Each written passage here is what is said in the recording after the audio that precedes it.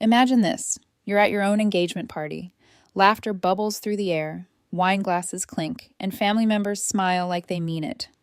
Your mom, radiant in her usual performative perfection, hands you a glass of red wine. And just for a second, just one tiny second, something feels off.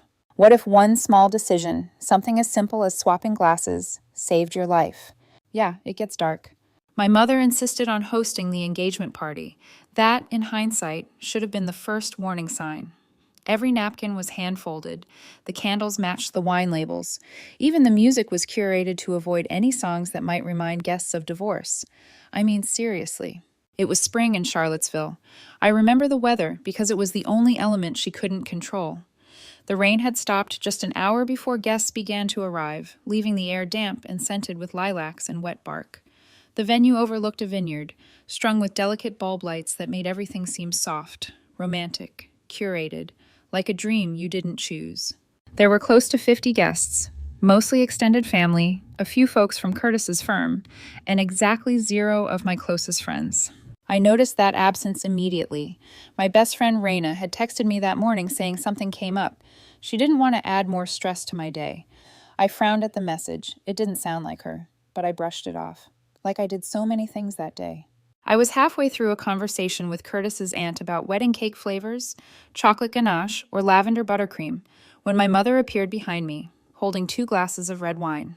"For the bride-to-be," she said, her smile staged just right for the cameras. I took one, but immediately something tugged at my senses. It wasn't spoiled or sour, just wrong. A faint chemical note, like something you'd smell in a hospital. My fingers tightened around the stem. Everyone was watching. Then Dilea, my sister, slid beside me, cheeks still flushed from laughing at something her table mate had said. "Cheers, future Mrs. Calderon," she grinned, reaching for my glass. I didn't think, I reacted. Swapped glasses with her mid-sentence like it was a playful sister thing. "Ladies first," I said with a wink. She rolled her eyes and took a sip. Half an hour later, I was near the buffet, relighting candles blown out by the breeze when I heard someone scream her name. I turned just in time to see Dilea stumbling by the bar, her skin pale as wax. Then, she dropped. Everything accelerated, heels clicking, chairs scraping, voices rising in frantic chaos. I ran, my chest clenched so tightly I could hardly breathe.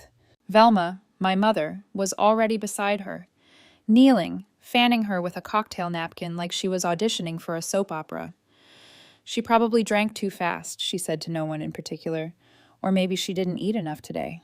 I stood frozen, couldn't speak, couldn't move. Not with everyone watching. But inside, I was screaming. Raina hadn't come. And Delea had drunk the glass meant for me. That night, after everyone had gone, I scrubbed myself under the shower until my skin turned raw. But the scent of that wine, it clung to me like mildew in forgotten corners. 2 days before the party, Raina had texted me again. "Your mom called, said you've been overwhelmed. Thought I should sit this one out. Just wanted to respect your space." It hit me like a slap. Velma hadn't just planned the party. She'd curated who could be near me. Raina was the one person I'd trust enough to say something if the wine had tasted strange. My mother had made sure she wasn't there. And I let her. I gave her the guest list, the music, the flow of the night, and nearly, unknowingly, my future. While Delea lay in a hospital bed, Velma was probably home, fluffing pillows and humming like nothing happened. If I hadn't swapped glasses? My mother had hugged me as she left the venue that night. Her hands were cold, almost pressing. "You did great, sweetheart," she whispered, "just like we practiced." I didn't answer, but inside me, something ancient and silent cracked open. I went to the kitchen, pulled the cork from the leftover wine bottle, and inhaled. Same smell, same quiet chemical warning. The next morning, I called the event space, asked if they had security footage. I didn't know what I was looking for, only that I couldn't keep guessing. The footage was still pending that afternoon. I hadn't eaten. Dry toast, a fork playing with eggs like a child dodging broccoli. Curtis sat across from me, gripping his coffee like it was the only thing keeping him grounded. His foot bounced, a tell he usually saved for courtroom pressure. "There's something I need to tell you," he said, eyes focused anywhere but on me. I looked up. "Please don't say it's about the wine." He shook his head. "Not directly." Then he hesitated, like he was debating whether to ruin my day or protect me a little longer. That's when I knew it would hurt. 3 days before the party, he began, your mom asked to meet. I blinked. For what? She said it was about logistics, venue, guests, neutral stuff. Logistics, I repeated, deadpan. She picked a quiet coffee shop near the courthouse, he said. Barely anyone inside. 5 minutes in, she brought up your exes. Casually, like small talk. I felt something cold settle in my chest. She said she didn't want you repeating mistakes. Said you deserved stability. Then he went quiet. What else? I asked, voice flat. She offered me money. I froze. Said she could write a check on the spot if I ended things quietly. Walked away. Disappeared. My breath caught. She also mentioned the lawsuit I settled a few years back. Said if I refused, she might reinterpret that history. You're telling me my mother blackmailed you? I whispered. He nodded slowly. She didn't use that word, but yeah, that's what it was. I stood, arms crossed, so tight they left half moons in my skin. And you didn't think I deserved to know? I didn't want to add stress, he said weakly. You were already overwhelmed, and your mom, she controls the narrative. I looked him dead in the eyes. Yes, she's very practiced. He didn't argue. That evening, I finally answered Raina's earlier message, the one about Velma calling her off. At the time, I'd brushed it off as just more overreach. But now? Now I saw the pattern. Raina's response came instantly, like she'd been waiting. I wasn't sure if I should tell you this, she wrote, but I got a weird message this morning, anonymous. Said I was interfering. Creepy tone. Looked like a burner app. She sent a screenshot. Short message, 5 words. She's fragile. You're making it worse. Walk away while you still can. I didn't need a DNA test to know who sent it. And suddenly, the silence inside me wasn't quiet anymore. I stared at my phone, fingers numb. The words echoed in my mind like they'd been etched there years ago. She's fragile. You're making it worse. It wasn't just a warning. It was a threat disguised as concern. Classic Velma. And I realized something. This wasn't new. In high school, Velma told me Jenny, my closest friend at the time, was a bad influence after we snuck out to a concert. By college, she convinced me my roommate Lauren was jealous and secretly spreading rumors. Bit by bit, everyone close to me became toxic in her eyes. Always a warning, always for my own good. And I believed her. I felt sick, not just with betrayal, but with the weight of years lost to manipulation I hadn't even seen. Curtis sat beside me, his knee bouncing nervously. Maura, please, you have every right to be angry. But this, none of this, is your fault. I didn't say it was, I replied, standing. But if I don't figure out how far this goes, it won't stop. She's isolating me, Curtis, one person at a time. That has to end. I left him there, pacing the living room, and locked myself in the bedroom. Pulled out my laptop, started typing. And benzodiazepine. I didn't even know how to spell it at first, but Google helped. I read forums, medical glossaries, case studies. I cross-referenced effects, availability, half-lives, how long it stayed detectable. Then I saw it, lorazepam. The name hit me like a memory. I'd smelled it before. Bittersweet. Clean, but wrong. Familiar in a way I couldn't place, until I remembered Velma's bathroom cabinet. Little orange pill bottles tucked behind cold creams and vitamin serums. I zoomed in on a photo of the chemical structure, and it all came rushing back. That smell wasn't just from the wine, it was older than that. It was Velma's pillowcase when I hugged her goodnight as a child, the inside of her purse when I dug for gum. It had always been there. I closed the tab, needing air. Walked out onto the porch, cold coffee in hand. My phone buzzed. A Facebook message. From Gavin. I hadn't seen his name in years. Not since junior year of college, when we drifted apart after what I'd believed was mutual disinterest. But now, I saw what happened to your sister. I know it's out of the blue, but can we talk? There's something I should have told you a long time ago. 10 minutes later, we agreed to meet at a cafe near campus. He looked older, yes, but not worn. His smile was hesitant, like he wasn't sure he deserved to be there. I almost didn't reach out, he said, stirring his coffee. But when I heard about the engagement party, it brought back a lot. I kept my face neutral. Go on. You remember how we ended? I thought you cheated, I said, blunt. He nodded. That's what she wanted you to think. My stomach dropped. She showed you a photo of me with someone outside a bar, right? Yes. What she didn't tell you was that it was a study group. We met to prep for midterms. Your mom had someone follow me, took that photo, then sent it to you with the story already in place. I said nothing. Couldn't. She also contacted my residency director, he added, told them I was unstable, that I was dragging you down. I almost lost my placement. I blinked rapidly, remembering a thick envelope Raina gave me the week before graduation. Velma had intercepted it, told me Gavin was trying to stir up drama, threw it in the trash in front of me. I didn't know, I whispered. I figured, that's why I kept everything. He reached into his coat and pulled out a worn envelope. Voicemails, screenshots, emails, just in case you ever needed to remember that I didn't just walk away. My hands trembled as I took it. It wasn't just me, was it? I asked. He shook his head. I think your mom's afraid of you being loved by anyone she doesn't control. I left the cafe in a fog. Velma's hug from that night, the one I'd tried to replay for comfort, now felt different, like a snake coiling around a mouse. That evening, I went to check on Delea. She was home, pale, curled beneath a blanket on the couch. She tried to joke, took one for the team, but her voice was brittle. I need to ask you something, I said, sitting beside her. She looked at me, wary. In college, were you in love with someone named Sophia? She froze. Then, softly, how do you know that name? I found a photo once, I lied, in one of your old boxes. She looked down at the floor. We were together for almost a year. Then Mom found out. What did she do? She called Sophia's parents, said we were engaged in inappropriate conduct on campus, threatened legal action, said she'd ruin her dad's business unless they pulled her out of school. I swallowed hard. And the therapy? Delea nodded. Mom said I needed help. She picked the therapist, drove me to every session, sat in on a few. She blinked back tears. I was so broken down I thought maybe she was right, that I was sick. We sat in silence. Later that night, I dug through a battered box from our childhood. Notebooks, earrings, old birthday cards. At the bottom, I found Delea's journal. Most of the middle pages were torn out, but one entry stopped me cold. I feel like someone's watching me, constantly. Mom knows things I haven't told her. She says it's intuition.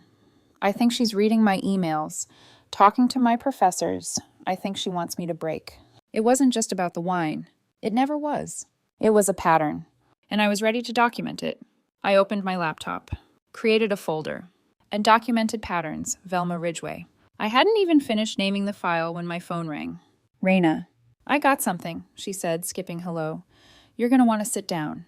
5 minutes later, I was parked outside her apartment, the engine still running.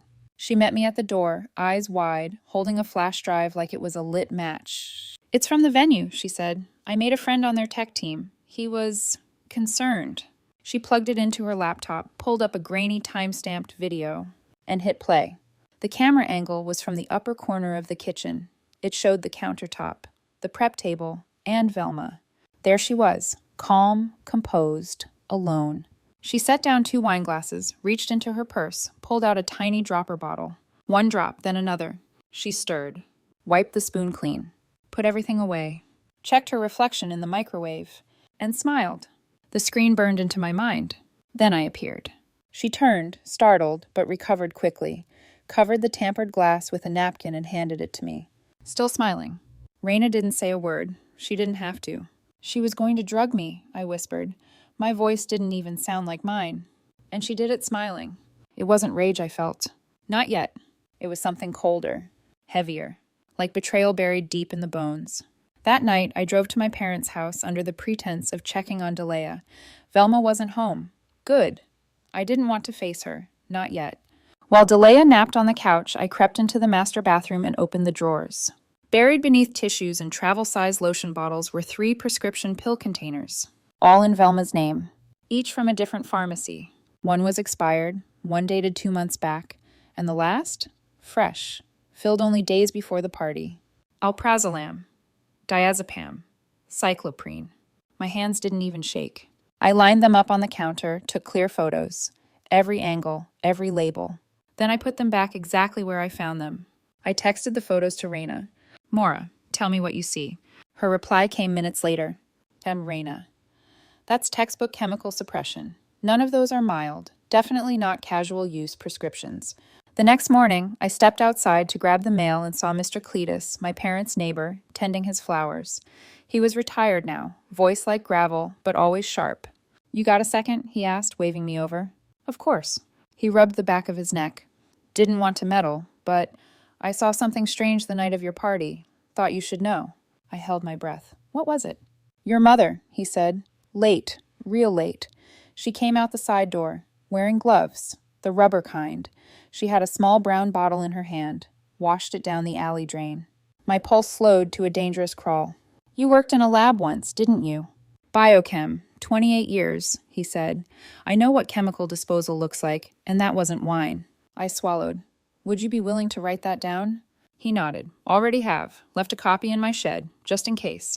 That evening, I cleared off the dining table, laid it all out like puzzle pieces. The flash drive, the photos of Velma's prescriptions. Mr. Cletus' signed statement. One by one, I added them to the folder. And evidence of phase 1. No more doubts, no more benefit of the doubt. She wasn't just manipulative. She was dangerous. I picked up my phone, dialed her number. She answered on the second ring. Darling, she said, syrupy as always. I was just thinking about you. We need to talk, I said calmly. A pause. Everything okay? No, I said, but it will be, because now I had proof. And it was time she heard from me, face to face. I scheduled a family lunch for Sunday. Nothing fancy, just an excuse to get them all under one roof. Delea had just been cleared to move around more, so I offered to host at my apartment. I cooked pot roast, Velma's favorite. Let her feel comfortable, safe, in control. That's the trick with people like her. You let them think it's their stage. Right up until you take the mic. The table was set for 6, white plates, fresh flowers, soft lighting. Dilea and Tamsin arrived first. He looked uneasy, kept checking his phone. Raina came next, gave me a look that said, I've got you. Curtis walked in late, offered Velma a hug she didn't deserve, and then she arrived. Velma, floating in like she'd descended from a cloud. Pearls, perfect makeup, a Tupperware container of lemon bars in hand. You always host so beautifully, Maura, she said sweetly. I'm glad we're back to family time. I smiled back, then let the smile drop. Actually, I said, stepping toward the TV, that's why we're here. Everyone looked up. Forks paused midair. Tamsin raised an eyebrow. There's something we need to talk about, I said, my voice steady. And this time, no one leaves the table. I plugged the flash drive into the TV. Clicked play. The video began. Velma in the kitchen. The dropper. The glass. The stir. The smile. She didn't flinch. Just stared at the screen. Then me. Delea's face went white. Tamsin leaned forward, stunned. I clicked to the next slide. The prescription bottles. Then Mr. Cletus's statement. Scanned and printed. You tried to drug me, I said evenly, and when Dia drank the glass, you played it off like food poisoning. Velma's lips parted. This is a gross misunderstanding. You're overreacting. You've always been so emotional, Maura, always making drama out of nothing. I leaned forward. Don't. She straightened. I was protecting you. From what? From yourself. From another mistake. From another failure I'd be left to clean up. I locked eyes with her. You nearly put your daughter in the hospital just to keep your illusion intact. The silence was thunderous. Then Dilea spoke, her voice trembling. Did you know I was pregnant when that happened? Velma didn't respond. Dilea looked at Tamsin. She knew, she said softly, and still let me drink it. Tamsin's jaw clenched. His gaze flicked between us. Between the woman he married and the mother-in-law he barely knew how to categorize now. Velma folded her arms. This is ridiculous. I've never tried to hurt anyone. You're twisting every gesture I've made into some grand conspiracy. You handed me poison in a wine glass, I said. That's not a gesture. That's a decision. Her jaw tightened. I did what I had to do. The words hovered in the air. A dagger disguised as a justification. Later that evening, as I loaded dishes into the sink, my phone rang. Raina. No greeting. She's escalating, she said. What happened? I just got a message. No contact info. No number. Just this. She read aloud. You should have stayed in your lane. This isn't your story. My grip tightened on the dish towel. She's threatening you now, I muttered. It's darker than before, Raina said. Like it wasn't just a warning this time. Like it was a promise. She's losing control, I said, and that means we're close. There was a pause. I'm not afraid of her, Raina finally said, but I'm afraid for you. I'm past fear, I said, voice steady. I'm in survival mode. The next day, Delea came to my apartment alone. She looked worn down, mascara smudged, hands shaking around a mug of tea. She's trying to get in Tamsin's head, she said flatly. He's been weird since Sunday. What did she say? She told him I was unstable, that the collapse at the party wasn't poison, it was emotional stress. She implied I might be a danger to our son. I felt my blood run cold. She's using your mental health against you, I said, just like she did in college. Delia nodded, eyes glassy. She wants to break us, just like she breaks everything she can't own. She doesn't want daughters, I whispered. She wants mirrors, ones she can adjust. She thinks we're her legacy, Delia said. Not her children, her property. We sat in silence. Then she opened a small box and pulled out old letters, photographs, tiny fragments of a life she once built. She made me think it was all my fault, she said, voice low. But it wasn't. It was her. I reached out, placed my hand over hers. She made all of us think that, I said, but not anymore. After she left, I sat at my desk, opened a new message, typed her name into the to field. Velma Ridgway. Then I wrote, "You've made your move. Now get ready for mine," and hit send. The next morning, I woke earlier than usual. I made coffee, sat at the table, tried to pretend the world was quiet. Then I checked my email. There it was, rejection. Subject line, "Thank you for your submission." The Mid-Atlantic Arts Fund. I'd applied weeks ago, hoping to secure a grant for my photo essay on domestic resilience. I knew it was a long shot, but the second sentence stopped me cold. Given the tone of your previous email, we no longer feel aligned with your mission. I froze. What previous email? I hadn't sent anything beyond the application form. Something felt off, like a thread I needed to pull, carefully. I called Raina. Within an hour, we were sitting on her couch, her laptop open between us, tracing digital footprints. She wasn't a hacker, but she worked in PR long enough to know how to read metadata and email headers. We found it, an address nearly identical to mine, just one letter swapped, created days after the engagement party. The email had been snide, arrogant, and strangely aggressive. It was signed with my full name. "Oh my God," I whispered. She impersonated me. Raina's fingers moved faster across the keyboard. "Here, IP address. Falls Grove, 2 blocks from your parents." She sat back in her chair. "She tried to nuke your reputation." My stomach churned. Velma wasn't just whispering behind closed doors anymore. She was sending bombs from the shadows. Later that afternoon, while I was still reeling, Curtis called. His voice was tight, off. "They froze the contract," he said. "What? Why?"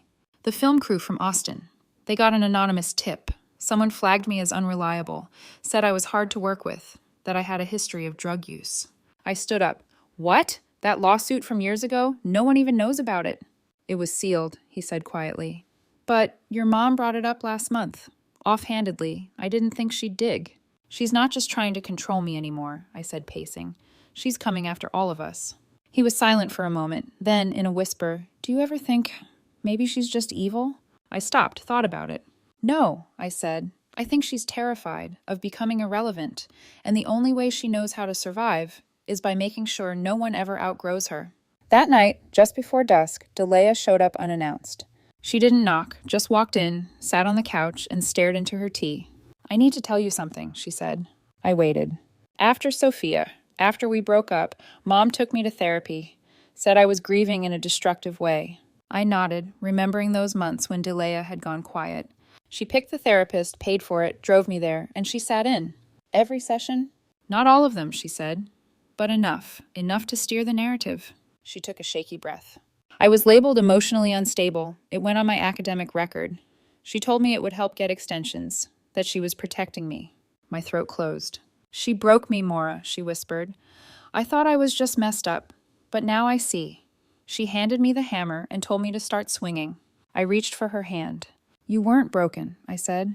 "You were manipulated. There's a difference." Delia's chin trembled, but she nodded. "She has to be stopped," she whispered. I nodded back. "And we're the only ones who can do it." That night, I went into my studio, not to edit, not to shoot, to prepare. I pulled out my camera, checked mic levels, battery life, backup SD cards. This wasn't for art. It was for evidence. I packed it all in my bag, along with printouts of Velma's prescriptions, photos, a copy of Mr. Cletus's statement. She wanted a war. Now she had one. By Thursday morning, my phone buzzed again. Raina had sent a screenshot, a Facebook page, my name, my photo, but not me. The bio read, "Raw, real, recovering from betrayal." The posts, full of vague, melodramatic quotes about unworthy partners and healing from deception. The kicker? A blurry photo of Curtis at our engagement party, wine glass in hand. Caption, "How many lies fit in a toast?" There were others too, private photos, things I never posted anywhere. I stared at the screen, bile rising. She made this, I whispered. Raina dug deeper. The metadata on that photo, it's from an iPhone 12, and guess who still uses one? I closed my eyes. She's not even trying to hide it anymore. She's trying to bury you in plain sight, Raina said. I flagged the page, reported every post, then started screen recording the entire thing. More evidence. She's not content destroying your relationships, Raina said on the phone. She's trying to replace you with a version of you she controls. What are you going to do? She asked softly. I didn't answer. Not her. I turned to Curtis. We're not waiting anymore, I said. That weekend we held the wedding. Not the one we'd planned. No country club, no catered hors d'oeuvres, no guest list curated by Velma. Just 10 people, a friend's vineyard an hour outside town. The late sun hung low in the sky, slanting through empty vines. The air smelled of pine and dry soil. I wore a white linen dress I found in a second-hand boutique. Raina officiated. Delia stood beside me, mascara smudged, but smiling. Gavin brought his camera. Tamsin held Delia's hand, their son squirming on his hip. We didn't read vows aloud, just looked each other in the eye. Silent promises passed between palms. No drama, no spectacle, just peace. The kind that had always been missing when Velma was near. After the ceremony, Curtis and I stayed behind while everyone else drove back. We sat at a small wooden table with a single candle between us. He reached for my hand. You still worried she'll find a way to ruin this? She already tried, I said, but this part, she can't touch. That night, back home, I uploaded something. A 10-minute documentary. I'd been building it quietly for weeks. Clips, voice recordings, scanned journal entries, testimonies. I didn't use Velma's name. I didn't need to. The title, When Family Hurts, The Invisible War at Home. It started slow, an anonymous narrator describing cycles of emotional manipulation. I layered in audio from Raina, pieces of Delia's journals, blurred security footage. I kept my face out of frame. My voice, steady, calm. I didn't cry. I didn't beg. I told the truth.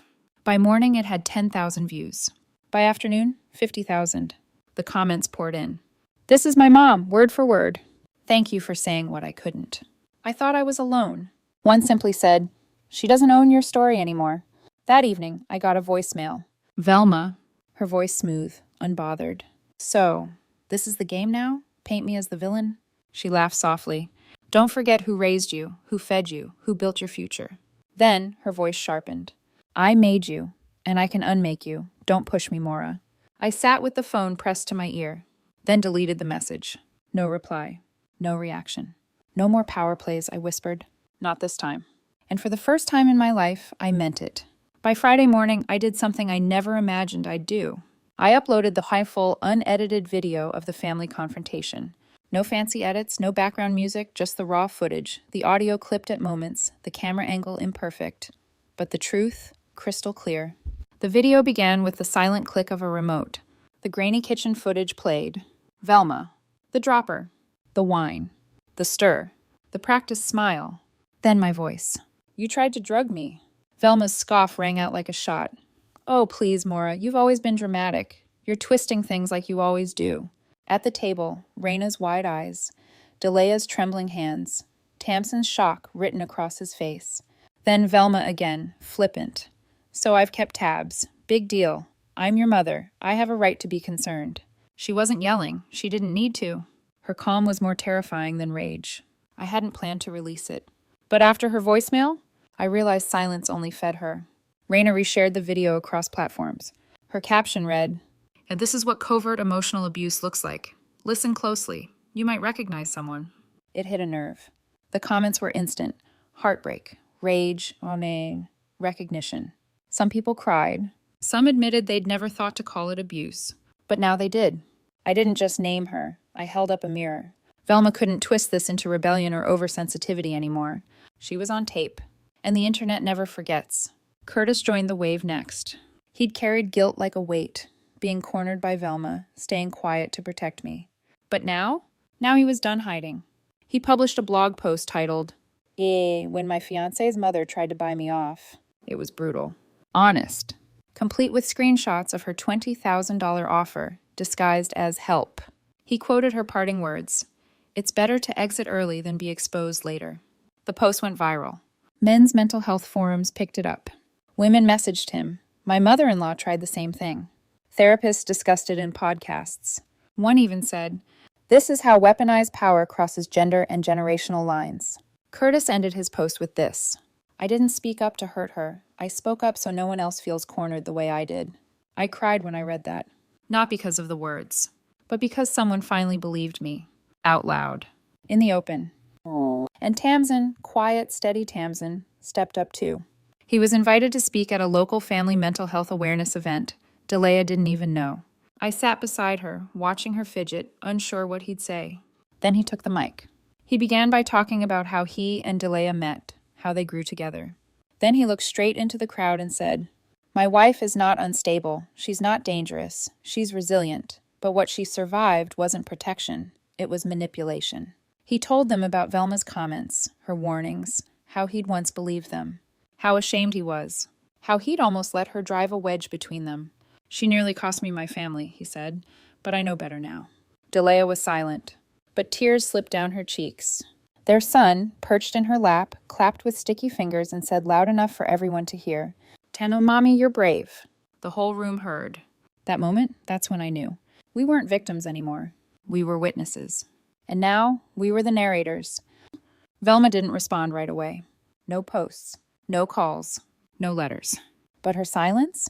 It wasn't peace. It was power, draining drop by drop. 2 days later, someone filmed her at the grocery store. She was walking through the frozen aisle, sunglasses on indoors, her movements stiff, cautious. A woman passed and murmured, "That's her, the mom from the video." Velma's jaw twitched. I recognized that twitch. From childhood, from when she couldn't control a room anymore. Online, debates erupted. Some people said she deserved compassion. Others said, "Where does accountability begin?" But this time, no one defended her. Not publicly, not anonymously, not even with a maybe. The mask had cracked. And what people saw beneath wasn't misunderstood. It was intentional. It was calculated. And it was caught. Months passed like breath on a window, visible only if you stopped to notice. Fall turned to winter. The internet calmed, my inbox quieted, the buzz faded. So did Velma.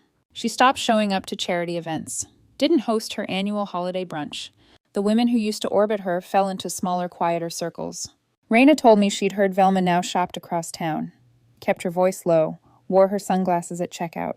She didn't reach out. Not to me, not to Delia, not to anyone. But her silence?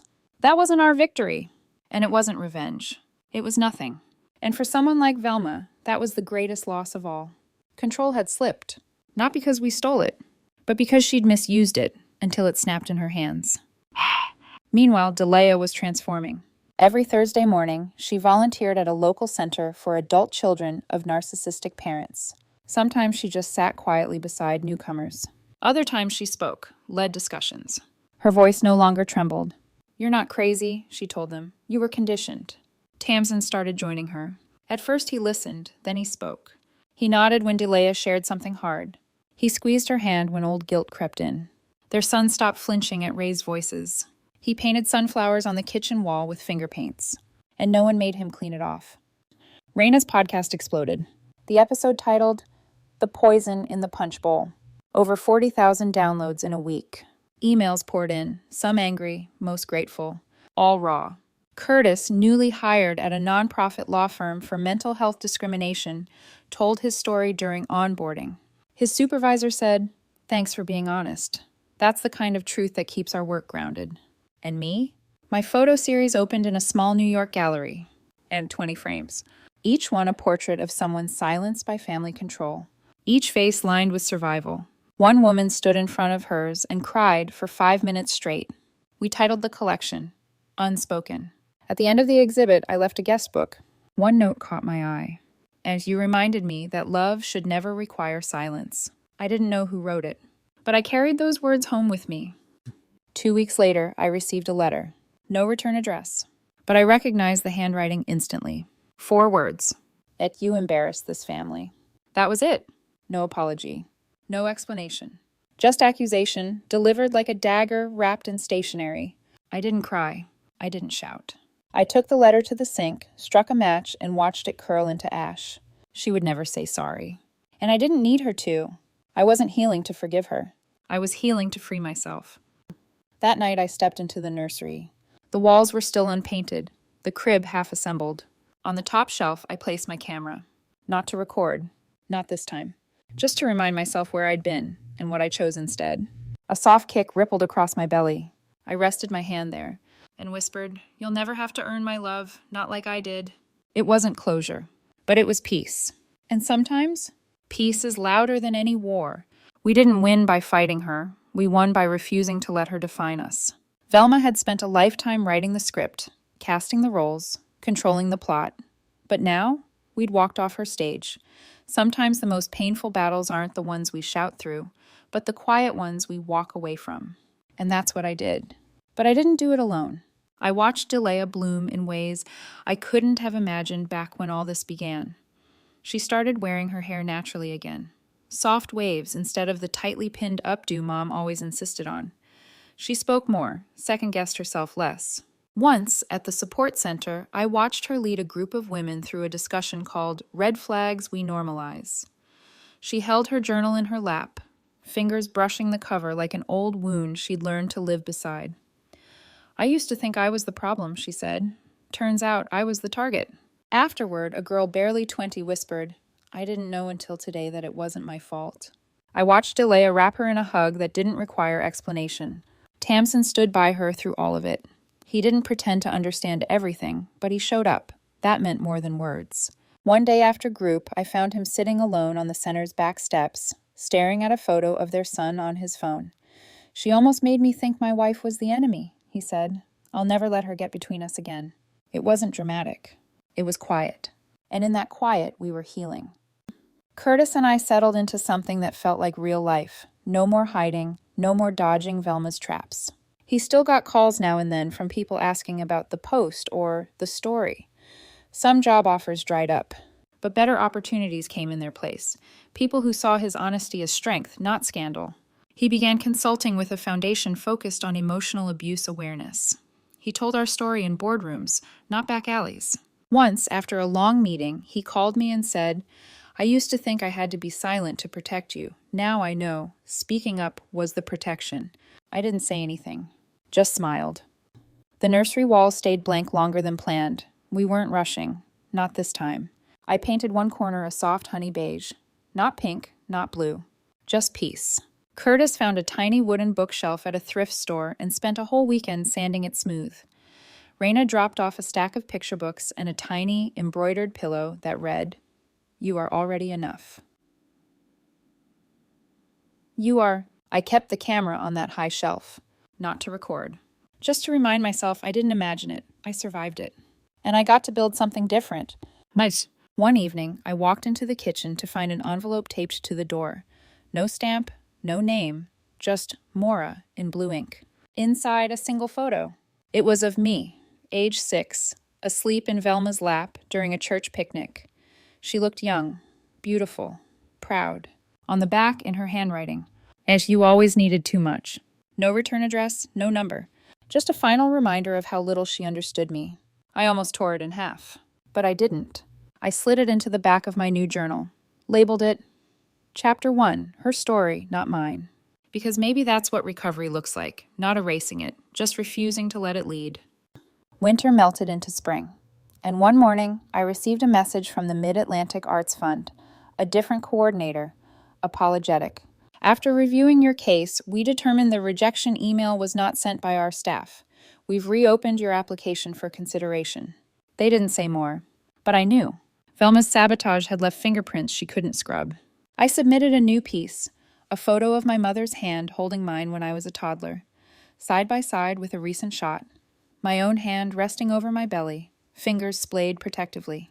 The piece was titled, "Breaking the Loop." 2 weeks later, I received the acceptance letter, a small grant, enough to fund a new series focused on generational repair. The irony, she tried to erase me from my own story, and now her erasure made room for something stronger. Raina's podcast kept growing. The episode about Velma became her most downloaded to date. Listeners sent stories, audio clips, journals. They called in crying. They called in ready. And one day, Raina looked at me and said, "You do realize your mom accidentally built a movement, right?" I smiled. Then maybe that's the only legacy of hers I'll accept. We laughed, not bitterly, just freely. The kind of laugh we used to trade before we learned the price of being close to me. Delia started therapy school. Night classes. Just one semester to test the waters. She asked me to help her write the personal statement. I sat beside her while she described what she wanted to do. I don't want to fix people, she said. I want to help them recognize when they were never broken. I wrote those words down for her. She smiled. You know, Mom used to say my softness made me weak. I looked at her, at the woman who had walked through fire and dared to be gentle still. She was wrong, I said. Your softness made you survive. We still don't speak to Velma. She still lives in the same house, same neighborhood, same shell. Her social circle shrank to dust. The women who used to call her for wine tastings or garden parties now smiled politely, but never invited her back. She became a footnote in the lives she used to orchestrate. And she didn't send flowers when the baby came. Didn't write, didn't call. I didn't expect her to. I didn't need her to. Because by then, the baby was already here. And the only hands I wanted near my child were the ones that never let go of me when I was too tired to stand. The night before delivery, I sat alone in the nursery. Curtis was asleep. The world was quiet. The crib was ready. I pulled out my journal and wrote a single sentence. This is where the story begins again, without her voice echoing in the margins. Then I turned out the light. The delivery was quiet, gentle even. No chaos, no drama, just breath and sweat and a kind of pain that felt like becoming. Curtis held my hand through every contraction, whispering things I wouldn't remember but needed in the moment. When the baby arrived, pink, streaming perfect, I cried. Not because of the pain, not because of fear, but because I had made something. Something Velma could never twist or take or claim. The nurse placed her in my arms, her tiny fist curled near my heart. I looked down and whispered, "You're free." We named her Tech Elena. No middle name, no lineage to tether her to the past. Just Elena, whole, simple, and new. In the weeks after her birth, people came in waves. Tamsin and Delia brought flowers and food and sleepy baby onesies. Raina snuck in on day 3 and cried quietly over Elena's tiny feet. Curtis's mother, nervous and kind, sat beside me while I fed the baby, brushing back my hair like I was still someone's daughter too. It was soft. I wasn't used to soft, but I let it in. Velma never reached out. Not when we announced the birth. Not when the local paper printed Elena's name in the new arrivals section. Not even after Curtis posted a photo, Elena on his chest, fast asleep, with the caption, "Everything we needed is here now." But I wasn't waiting for her anymore. That cord had already been cut. One night, while rocking Elena to sleep, I remembered something. I was 12. Velma had just discovered I was hiding a diary under my mattress. She read it, all of it, then sat me down at the dinner table and said, "If you don't want secrets exposed, you shouldn't have any." At the time, I thought she was right. Now I know secrets aren't shameful. They're just stories waiting to be told on your terms. That's what I'll teach Elena, that her truth belongs to her. That love doesn't need surveillance. That safety doesn't come from silence. When Elena was 3 weeks old, I stood in front of my gallery exhibit for the second and final showing. The last frame was a photo of me, hair pulled back, eyes not smiling but steady, my hand resting on my daughter's back, her tiny body tucked against my chest. The placard read, "The end of her line." Visitors lingered there the longest. Some asked if I'd meant to be that blunt. But it wasn't blunt. It was honest. Velma's legacy stopped with me. The cycle? Shattered. And what remained was something entirely new. A month later, a letter came. No return address, no handwriting I recognized. Inside, a single page. Typed. Anonymous. You did this for attention. You turned everyone against her. You rewrote history. I stared at it for a moment, then folded it twice and fed it into the paper shredder. There was a time I would have sobbed, explained myself, called Raina, begged someone to believe me. But now, I didn't flinch, because I knew. And so did everyone else who mattered. I was done defending my truth. Done asking for permission to be whole. On Elena's 6-week checkup, the nurse measured her heartbeat and smiled. "Strong," she said, "confident little girl." I held her a little tighter. Outside, rain hit the windows in soft taps, not like the storm from my engagement party. This rain felt different, like cleansing, like closure. Sometimes I still dream about Velma. Not the nightmare kind, not the kind where she wins, more like a shadow moving through the background of a story that no longer belongs to her. She's there, but not loud, not powerful, just fading, like smoke when the fire's out. The last thing I filmed before putting the camera away was simple, a quiet video. No voiceover, no music, just sunlight spilling over the nursery floor while Elena slept. A breeze moved the curtains. Her tiny breath made her chest rise and fall. And in the corner of the frame, the camera caught my hand gently adjusting her blanket. That was it. That was the whole shot. 10 seconds of quiet, 10 seconds of peace. I titled the file, Proof of Life, because for so long I lived under a spell Velma cast, the kind that told me love was control and obedience was safety. But now I knew better. And I had the proof, not in papers, not in recordings, but in every breath my daughter took in a house filled with warmth, not fear. In every friend who stayed. In every truth we finally spoke aloud. In the freedom to name our story ourselves. So if you're listening, if any part of this felt familiar, please know this. You are not too sensitive. You are not ungrateful. You are not imagining it. You are not alone. Sometimes family is the first place hurt takes root. But it can also be where healing begins. Not with them, with you. And if your mother never says sorry, say it to yourself. Then walk forward anyway. Because peace isn't given. It's built. One truth at a time. One boundary at a time. One brave, quiet refusal to play along. I didn't win by breaking her. I won by breaking free.